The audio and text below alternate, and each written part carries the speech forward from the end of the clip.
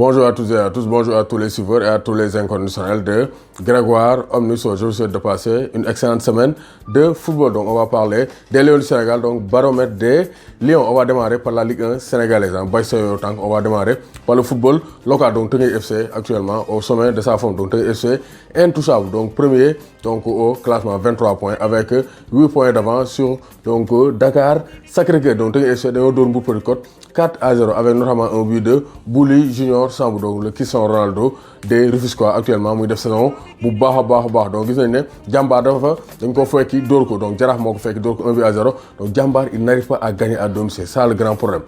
Jambar ils sont excellents à l'extérieur mais chez eux à Fodé Wade donc ils ne sont pas donc performants, ils ne gagnent pas chez eux, donc nul n'est prophète chez soi et Jambar ne dira pas le contraire. Donc US Gorée enchaîne en troisième victoire d'affilée. US Gorée sort de la zone rouge, donc Gorée moo dóor AS Pikine 2-0 donc waa Pikine xiir bi daal nañ donc Dakar Sacré-Cœur NGB nul la 0 partout. Streps ak Casa Sport moo Jambar ñoo bokk feebar ñoom ñaar kenn mënu gagner sa dëkk donc 0 partout. Stade Mbour Génération Foot 1 partout. Génération Foot qui est donc proche de la zone rouge, donc Génération Foot ren kenn xàmmewu leen. Génération Foot moom ils sont méconnaissables. Qu'est-ce qui se passe, c'est quoi le problème avec Génération Foot? Donc il faut que Djibi Fall trouve des solutions. Donc AS Douane Ndiambour aussi 0 partout. On voit que il y a eu 3-0 partout, donc c'est pauvre hein, vraiment 0 partout doyal na ci. Il faut qu'on marque des buts, on veut des spectacles, on veut beaucoup de buts dans les pelouses sénégalaises. Donc Teungueth FC en forme et Teungueth FC plus que jamais leader de la Ligue 1 sénégalaise. Donc fële ca Tugal gis nañ ne Lions yi bëri na ay Lions yu dugal ah Lions yu dugal bëri na.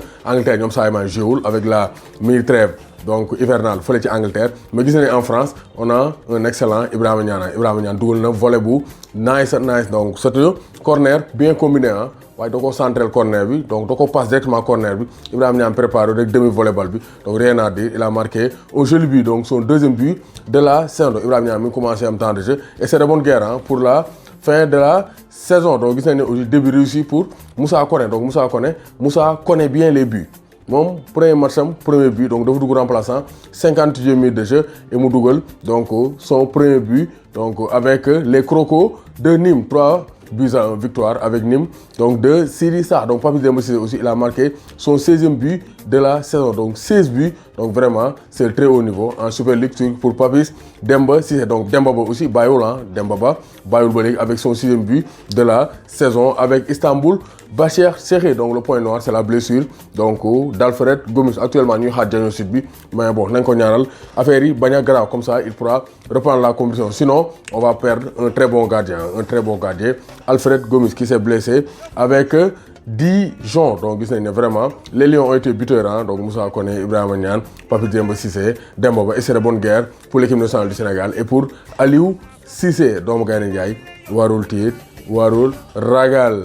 Donc on va finir par donner l'équipe type donc du week-end des Lions. Équipe type bi je vais mettre un 4-3-3 avec dans le but Edouard Mendy qui a réalisé un clean sheet, donc il a été donc énorme toujours avec le Sarren. Donc axe bi Ousseynou Ba Koulibaly, donc Koulibaly de retour à la compétition avec le Napoli même si dañ leen dóor, donc moom laay teg ci axe central moom Ousseynou Ba maintenant nangu na place Pape Abou Cissé fële ci Olympiakos. Maintenant il forme la charnière centrale à l'Olympiakos avec Ruben Semedo. Donc Ousseynou Ba 24 ans moom laay boole Kalidou Koulibaly donc latéral droit donc ma yóbbu fa Moutarou Baldé. Donc Moutarou Baldé c'est le capitaine de Teungueth FC donc international local sénégalais. Il a disputé les tournois UFOA et donc les éliminatoires du CHAN 2020. donc Moutarou Baldé laay teg latéral droit. Latéral gauche ma yóbbu fa Saliou Ciss qui a été buteur durant le week-end avec Nancy. Donc gis nañ ne milieu de terrain ma dafa Gana Gueye avec le Paris Saint-Germain avec Pape Badou Ndiaye moom laay boole ak Siri Sarr. Donc voici le trio au milieu de terrain, donc Siri Sarr qui a joué toute la rencontre face à Nice. En attaque Ibrahima Niane laa yóbbu côté gauche, côté droit mu yóbbu fa Moussa Koné et en attaque en pointe mu yóbbu fa Papis Demba Cissé. Voici un 3-3-3 donc un 4-3-3 concocté par Grégoire. Donc dans le but Edouard Mendy, défense centrale Ousseynou Ba Kalidou Koulibaly, Moutarou Baldé Teungueth FC le capitaine Teungueth FC et latéral gauche Saliou Ciss. Milieu de terrain Gana Gueye donc Siri Sarr, Pape Badou Ndiaye, Moussa Koné à droite, Ibrahima Niane à gauche et en attaque en pointe Papis Demba Cissé.